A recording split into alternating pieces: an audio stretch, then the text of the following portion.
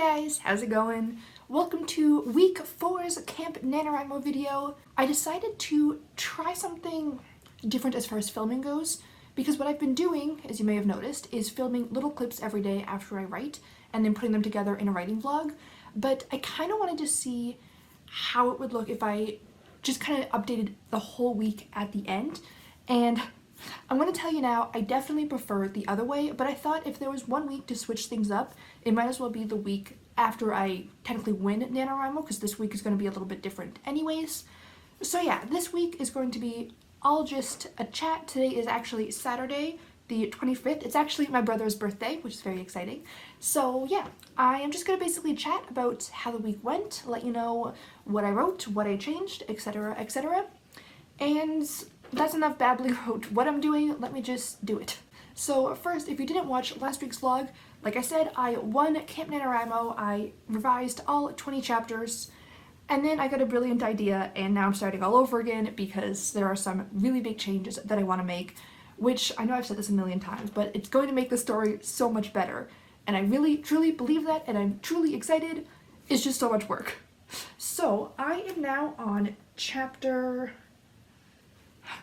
I'm putting it chapter 10.2 because I'm adding so many new chapters that I didn't want to keep renumbering all of my chapters, if that makes sense. So for now, they're still labeled as chapters 1 through 20, but I think I have like 2 chapter 7s, 2 chapter 9s. I think I'm going to end up with 3 chapter 10s just because that's where it goes in the story.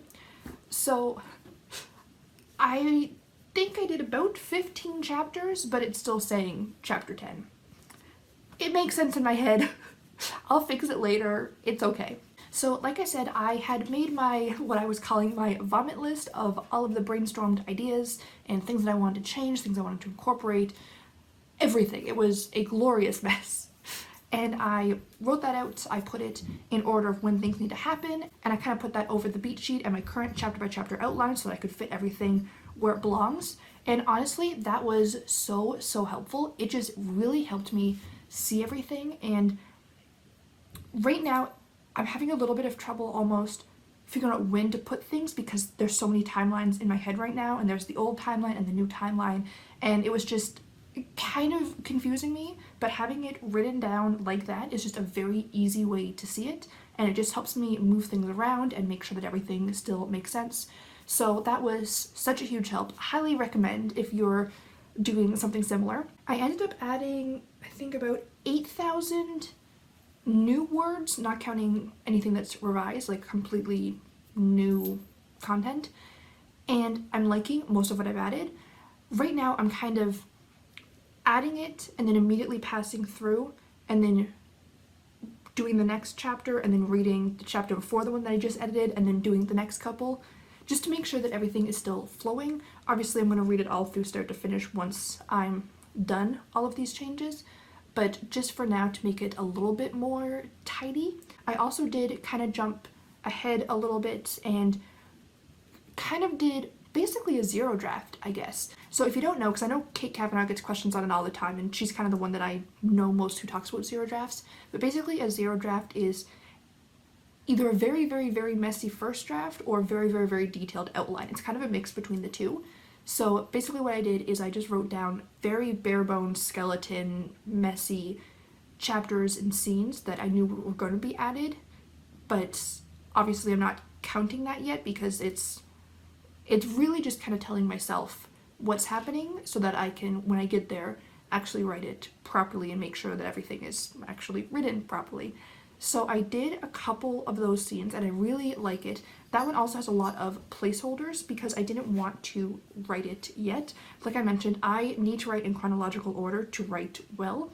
So my jumping around is it's more like an outline / zero draft than actual writing. So I ended up doing that. I got most of the first half of the story's changes either written or outlined and put in like placeholder wise, and then I'm just going through and actually changing them. Another thing that I have been doing that is really helpful, like from a visual standpoint. So like I mentioned, I am rewriting it, and this is still draft 4, but I saved it in my computer as draft 4.2 because I want it to be separate from the original draft 4 that I wrote. And this isn't a separate round of revisions, but it's so different from draft 4. It just makes more sense in my head. But what I did is all of the changes that I'm making, I'm putting them in red just so that I can see how much has been changed. So this is whether it's new sentences or completely new content or just tweaking some words. Basically all of the changes are in red. And I really like it because it really makes it look like I'm improving a lot. Because when I was doing my second and third rounds of revisions, when I was printing out my draft and then going through with pen and writing down all of the changes before I rewrote it, I found that so helpful seeing all of the markup. And even though like right now it's written in red, which is usually a bad color, but it just looks like improvement. When I look at it and just see a wall of red, I don't see it as, oh, that's a lot of things that I had to fix. I look at it and, wow, look at all of the improvements I made. And for some reason, that's just really helping my mindset. I don't know if that would help everyone. Maybe if you made it a really fun color, like purple, maybe it would be more exciting. I don't know. I'm basically just thinking out loud right now. So like I said, I got to chapter 10.2, which is kind of halfway through the story, but with everything I added, I'm probably about a third of the way through. Once I make my later story changes, I want to guess about a third. I did struggle a little bit with this chapter because I wanted them to spend a little bit more time in the imagination world kind of exploring, and I just have to make sure that this chapter doesn't feel like filler. Like, I want it to actually have good purpose, and I think that I'm doing enough in these chapters and in these scenes that there is a purpose, but I just need to make it feel like it's not just, oh, here's wasting time in the imagination world for the sake of being there. So, I don't know, I think that it's okay, but we'll see. We'll see once I read everything all together and see how it looks, how it flows. If something feels unnecessary, I'll tweak it, cut it, whatever, when I get to that step. But for now, I'm going to keep the changes. The only other thing is that I went through and added some fun Easter eggs. So a couple of them are already in the story, but there's a Nicolas Cage Easter egg. So at one point, Joey is in Jax's house and he has a bunch of DVDs and he's just being an excited little boy and asking him about what all the movies are, and he's holding up a DVD. And I'm not saying the title of any of them, it's just what's on the cover in the story. So I say that he holds up a DVD with a flaming guy on a motorcycle on the cover and asks Jax what it's about. And that's Ghost Rider. So they're all Nicolas Cage movies, and I just think that's really funny. And a lot of them I don't know if people would get right away. So yeah, I think that's just hilarious. Also, I added the Ogopogo. Let me know if you guys know what the Ogopogo is. It's a Canadian myth, legend, whatever. It's in British Columbia, but it's a like sea serpent kind of creature. It's kind of like Loch Ness Monster kind of idea, but Canadian, and it's called the Ogopogo, Augie for short. And I included her in my story because we're in the imagination realm, so it makes sense. Hi, Comet.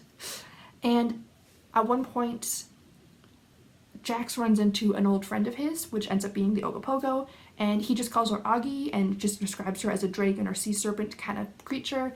And he asks, you know, how she's been because he hasn't seen her in a while, and she just kind of casually mentions that she just got back from a year-long sabbatical and she was traveling around British Columbia. And I just think that it's a funny little nod to Canadian folklore. And if you don't know it, then it's just, you know, whatever. But I don't know, I like including weird little Easter eggs like that. So yeah, I've been really just having fun with my story again, and not that it was ever not fun, but I don't know, it's just so much more fun and it's so exciting and I'm so enthusiastic and passionate about my story again. My goodness, look at all these cats. Wow. But yeah, I am just really happy and satisfied with how everything is going. I've been writing so much. I spent many nights staying up until 6 in the morning. There was one night, I can't remember what night it was now, but I was in bed and I decided I'm going to be responsible. I'm going to go to bed at a reasonable time, which for me is 1 a.m. And I was in bed and I was laying down falling asleep, and then I just got another idea for a scene, so I got out of bed just to quickly write it down. and then I stayed up until almost 7 in the morning writing.